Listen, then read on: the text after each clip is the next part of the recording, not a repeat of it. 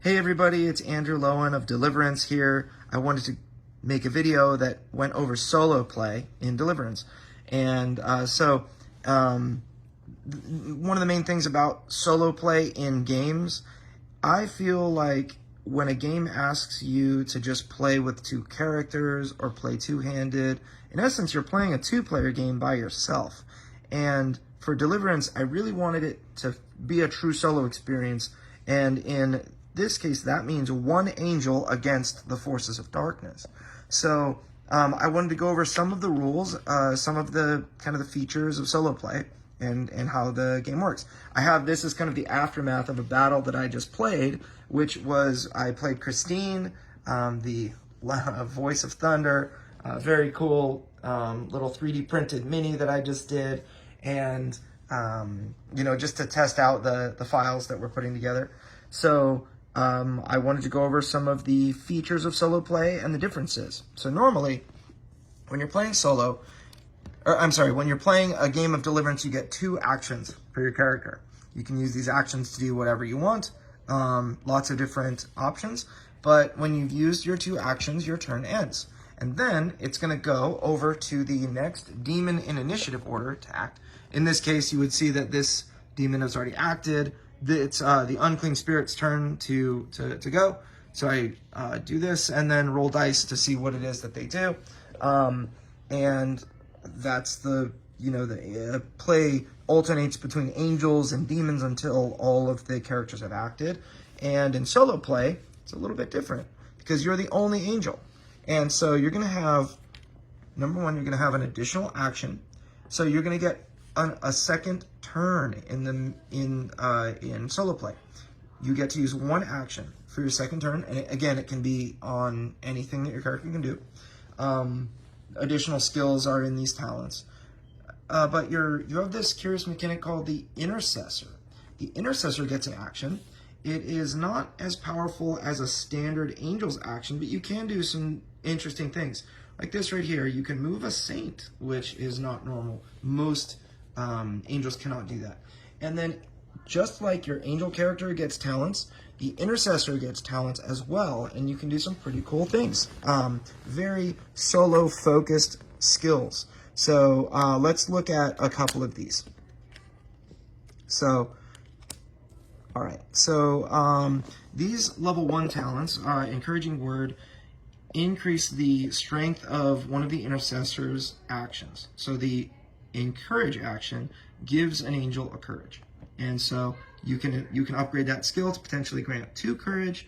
When it says test 9+, you're going to roll 2 6-sided dice, and whatever the result is, that is the result of your test.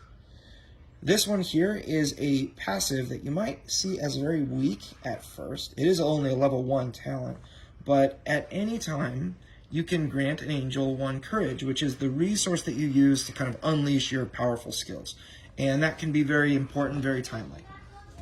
So let's see some of the level 2 talents.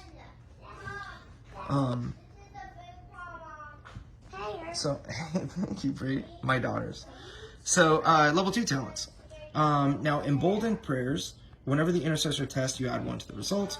And you can see the Intercessor tests here to cast down darkness. And in addition, it's a kind of a one-time use, again, that you can add 2 to the result of a test. If your character tests and it's super critical, then there you go.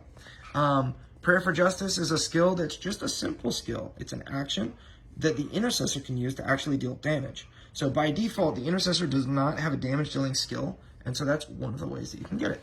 So now let's look at level 3. See 2 of the level 3 skills. Okay, so Heaven's Reflection. You get to prevent 1 instance of damage dealt to a target angel, which is going to be you if it's solo mode. If that damage was dealt by a demon, it deals that damage to itself instead after we discard the skill. So this is a one-time, very, very clutch skill, a level 3 talent that could potentially save you, could swing a battle from defeat into victory. That's going to be very important if you're playing on the higher levels of difficulty. And also, in essence, it's a reflection of damage. That's a rare thing indeed in this game. Stalwart Defender is kind of a similar style. that it's you know, something that can get you out of some serious trouble. You can gain 5 shield at any time, and blessed, which is going to add increase your test results.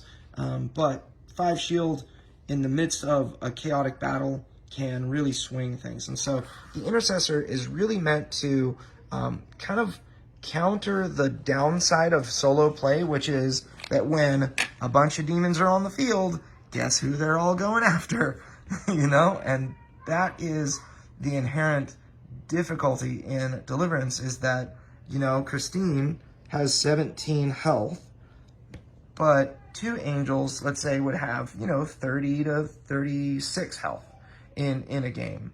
And so you only have a single health pool, and that's one of the big differences in Deliverance. So in solo play. In addition, you're going to do a lot of things that you would just as if you were playing with 2 players. You're going to put 2 darkness cards out. You're going to reveal 2 battle cards, just like you would in 2 players. That's going to have 2 saints in play. It's going to have 2 sets of demons on the battlefield, and that is how a solo mode of Deliverance is played. It is really fun. Plays in. I actually finished the game in 48 minutes just now with all my kids around, and it was really fun. The kids had fun watching me.